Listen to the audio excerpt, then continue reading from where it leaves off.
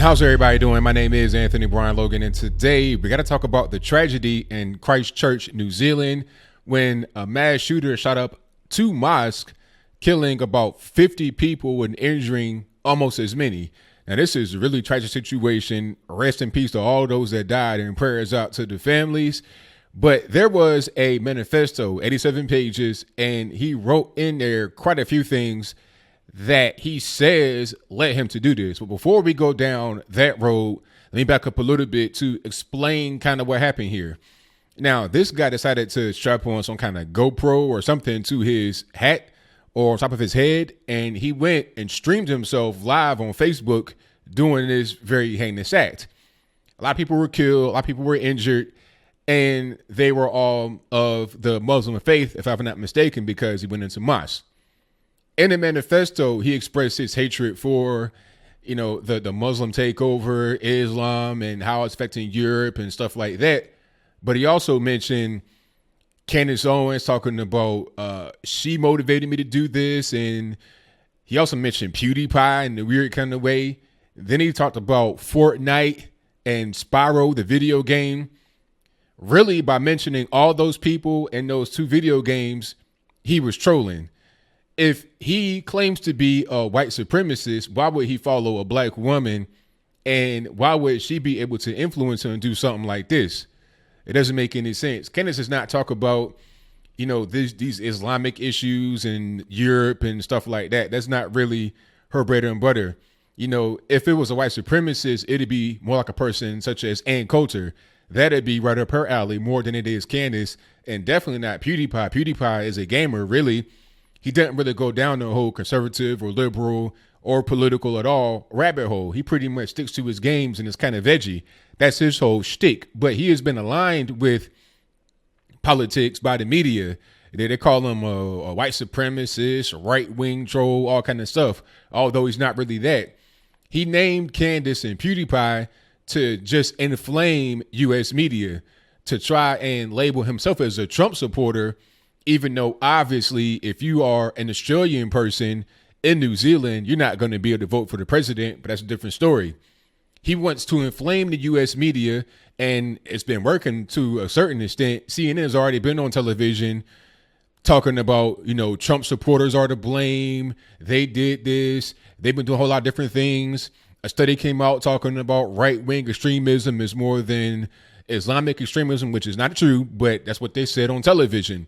You asked Matthew earlier about, is there someone out there tonight who's going to hear Trump's rhetoric and act on it? I mean, less than 6 months ago, we know one of his big supporters sent pipe bombs in the mail to dozens of people who Trump had personally attacked and demonized, who was driving around in a van with pro-Trump imagery and anti-CNN imagery. We know that lots of far-right attackers have claimed to be Trump supporters in recent months. So his whole motivation behind the shooting was outlined in the manifesto, and it's been working to a certain extent so far. Now, his ultimate goal was to have the U.S. collapse. Why? He wanted to spark a civil war between people that wanted to take guns away and those that didn't. He was saying that if it were a thing to come about to restrict the Second Amendment, it would spark a civil war. Therefore, the U.S. will balkanize and it'll just be pure chaos. That was his ultimate goal. So while the media may be trying to paint him as a conservative, somebody that was influenced by Candace Owens and PewDiePie, and not the video games, of course, because all that really matters is the 2 people that were mentioned, not the video games, but that's a different story again. They're focused on that rather than focusing on his actual goal, which was to sow division and to have the U.S. collapse. Now, if you want to call him a conservative or Trump supporter, that doesn't sound too much like a Trump supporter to me. From what I see as it relates to Trump supporters, we're patriotic, make America great again, not make America collapse, not make America descend into war, not make America just have pure chaos and anarchy and lawlessness. He also mentioned that he could consider himself to be on the left or on the right, depending on the situation. He called himself an eco-fascist, somebody that is an extreme environmentalist. He was talking about fair markets and wages. He was all over the place.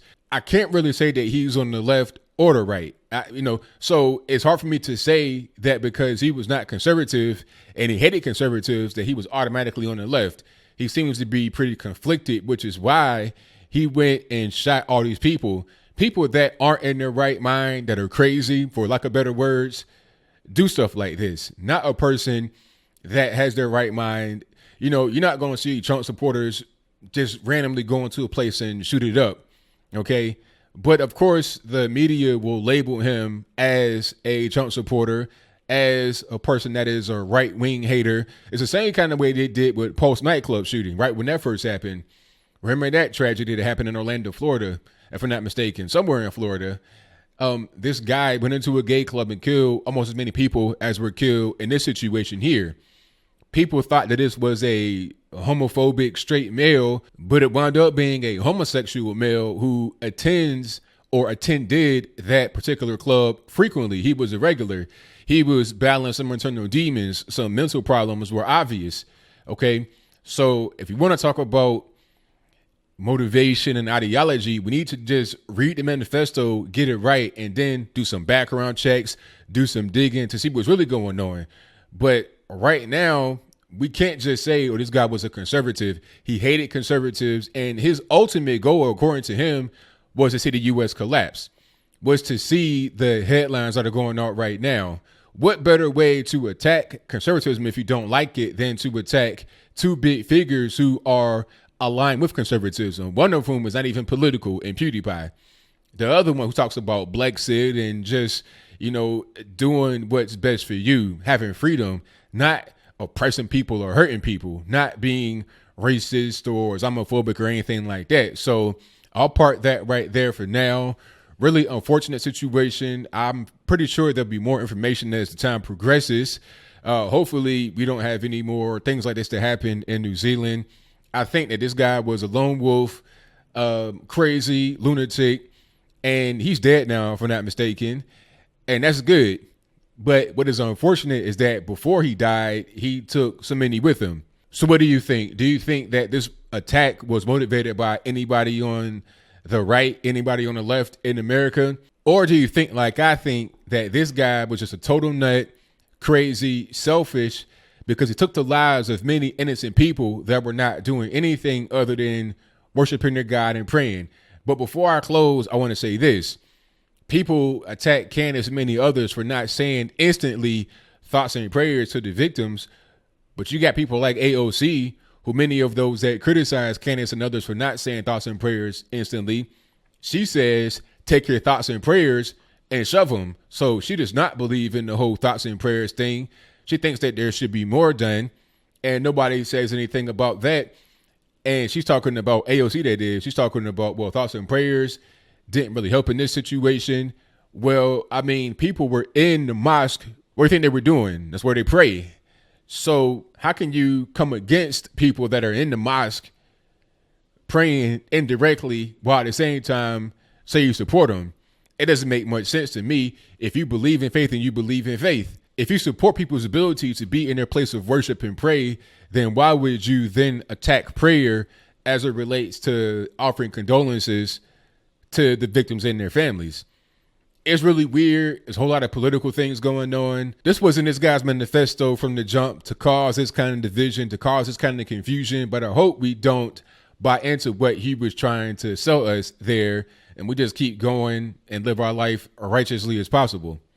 But whatever your comments are, please let me know in the comments below. And that's all I got to say for this video. If you like what you heard, please comment, rate, share, and subscribe.